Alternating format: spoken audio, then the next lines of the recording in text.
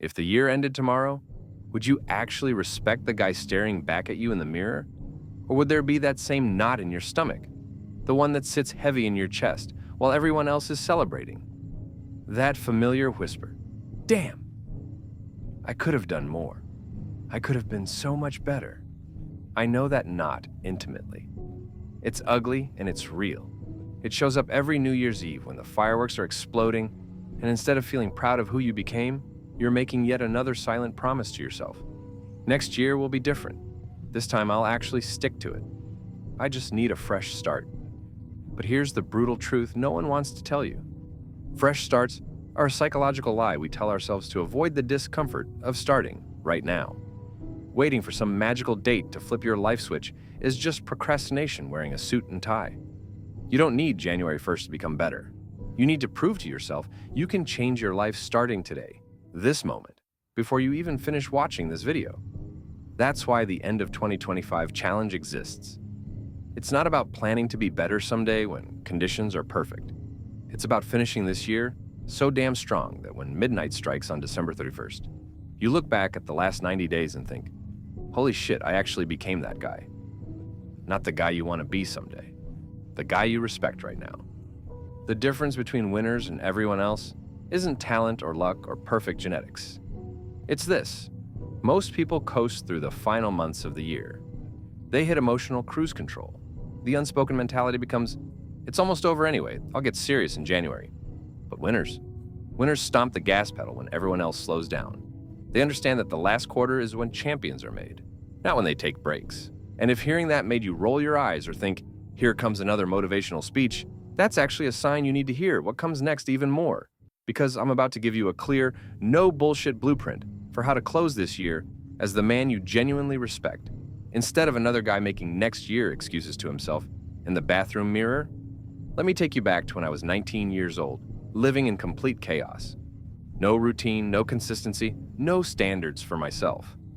I'd stay up until 3 a.m. scrolling through garbage on my phone, eat whatever processed junk was easiest to grab, skip classes I was paying for, and every single night I'd lie in bed telling myself the same lie. Tomorrow I get my act together, tomorrow I become disciplined. But tomorrow never came. It was always just another today where I disappointed myself. Then, one afternoon, my older cousin Marcus, one of the only guys I genuinely looked up to, sat me down and gave me advice I didn't want to hear. He said, pick one thing. Just one thing you will do every single day from now until the end of the year. No matter what, no exceptions, no excuses. I expected him to suggest something dramatic like running marathons or reading philosophy. Instead, he said, for me, it's making my bed every morning before I do anything else. I almost laughed. Making your bed? That's the secret to success? It felt stupidly simple, almost insulting. But Marcus explained something that changed how I think about everything. Every morning, you get a choice. You can either keep your word to yourself, or you can break it. Most people break their first promise to themselves before they even brush their teeth. They hit snooze when they said they wouldn't. They skip the workout they planned. They eat the donut they swore they'd avoid. But when you keep one small promise consistently, something shifts inside you. You start to believe you're the kind of person who does what they say they'll do, and every other change builds from that foundation. So your first move in this challenge is to choose your non-negotiable habit and commit to it until December 31st. It's allowed to be small. In fact, it should be small enough that you can do it even on your worst days. It could be 50 push-ups every morning, writing one paragraph in a journal before bed, reading 10 pages from any book, drinking a full glass of water before touching your phone, taking a cold shower. The specific habit matters less than the commitment to never break it. But here's what most people get wrong about habits. They think the habit itself is the goal. It's not. The habit is just the vehicle for building self-trust. Every time you do the thing you said you'd do, especially when you don't feel like it, you're sending a message to your subconscious. I am someone who keeps their word, even to themselves. That message becomes your new identity. And your identity shapes everything else.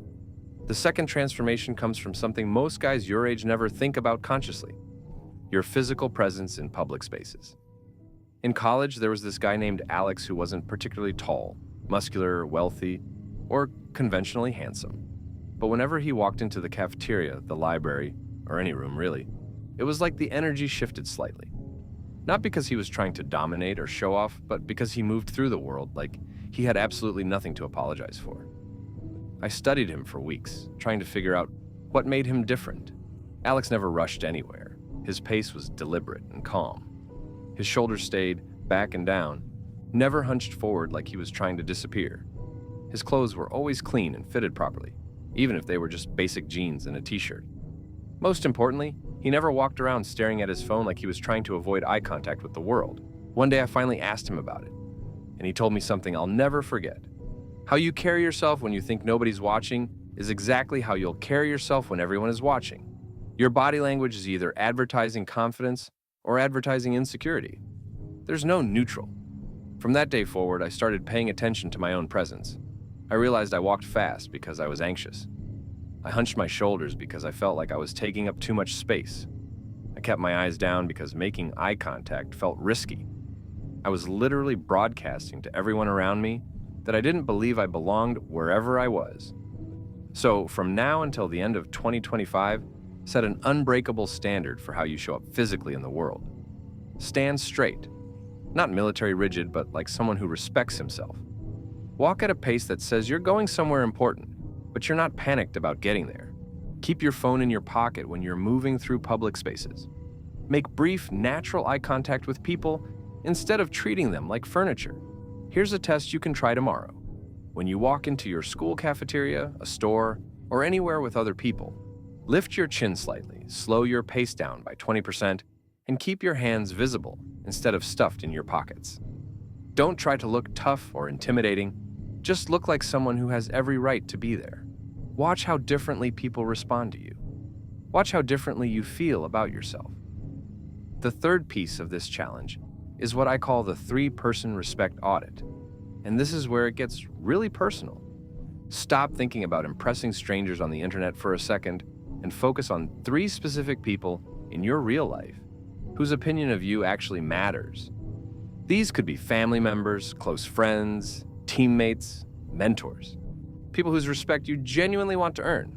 Now here's the question that will make you uncomfortable. What would you have to do over the next 3 months for these 3 people to notice you've fundamentally changed without you having to tell them or ask for their validation? What would need to shift about your character, your habits, your reliability that they couldn't help but think, damn, something's different about him? If your older brother has always seen you as the lazy one who never follows through, what would you need to consistently do to shatter that perception? Maybe it's getting up at 6 a.m. every day and going to the gym before he even wakes up. Maybe it's taking over all the yard work without being asked and doing it perfectly every single week. If your friends always joke about you being disorganized and unreliable, what would prove them wrong?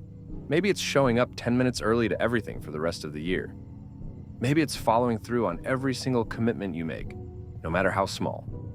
If your parents doubt your maturity and responsibility, what would force them to see you differently?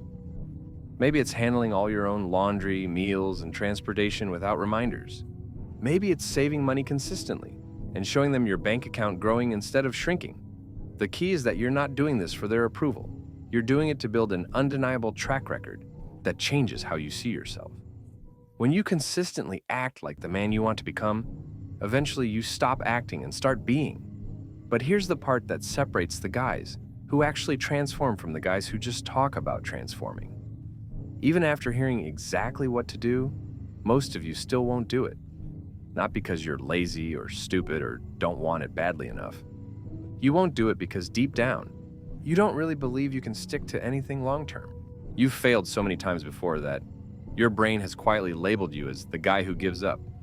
That becomes an identity, and identities are incredibly powerful. They shape what you think you're capable of, what risks you're willing to take, and what standards you hold yourself to. The only way to break a negative identity is to consistently act in ways that contradict it, even when, especially when, you don't feel ready.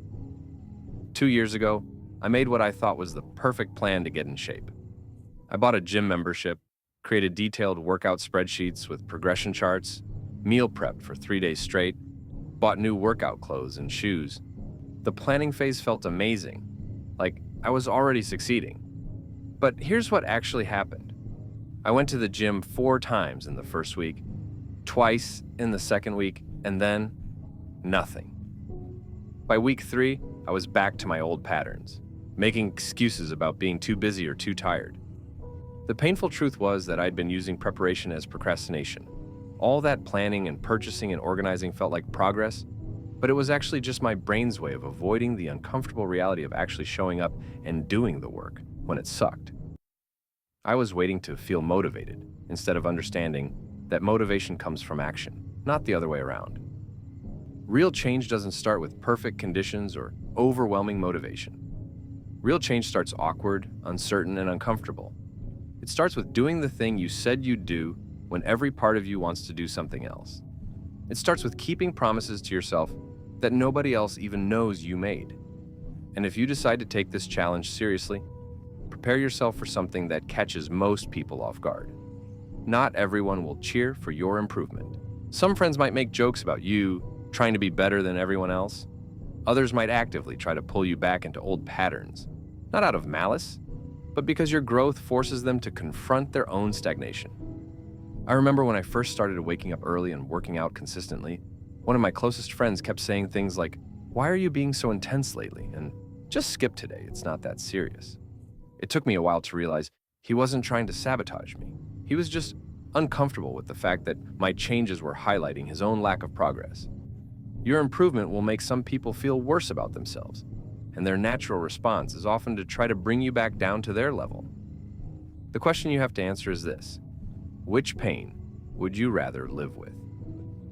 The pain of staying exactly who you are right now, ending 2025 with another list of next year promises and the same disappointed feeling in your gut, or the pain of growing into someone new, ending 2025 exhausted but genuinely proud of who you became. Growth always hurts, but so does staying the same. The difference is that one pain leads somewhere better, and the other just leads to more of the same pain next year. So here's your stripped down, no excuses end of 2025 challenge. Starting today, not Monday, not next week, today, you commit to 3 specific things. First, choose your one non-negotiable habit and do it every single day until December 31st, no exceptions. Second, set your physical presence standard and maintain it every time you're in public. Carry yourself like someone who respects himself. Third, complete your 3-person respect audit. Identify who matters, decide what would prove your change to them, and start delivering that proof through consistent action. Write these 3 commitments down somewhere you'll see them first thing every morning. Put them on your bathroom mirror, your phone wallpaper, your desk. If you miss a day, you make it up immediately. No, "I'll start over tomorrow" excuses. No letting it slide just this once. The moment you start negotiating with yourself about your own standards is the moment you prove you're still the guy who gives up. If you actually stick to these moves every single day until the year ends, here's what will happen. You'll enter 2026 already moving forward instead of starting from zero like everyone else. You'll have momentum under your feet because you were building while others were coasting. Most importantly, when you look in that mirror on December 31st at 11:59 p.m., you won't feel that familiar knot of disappointment. Instead, you'll look yourself in the eye and see a man whose word means something, especially to himself. You don't need anyone's permission to start this. You don't need perfect timing or ideal circumstances. The window is open right now, but it won't stay open forever. The next 90 days will pass, whether you use them or waste them. The only choice is whether you'll spend them becoming the man you've been avoiding or finally catching up to the man you decided to respect. The clock is already ticking, and the next time it strikes midnight on New Year's Eve, you'll either be making the same old promises to yourself or celebrating the fact that you finally became someone who keeps them.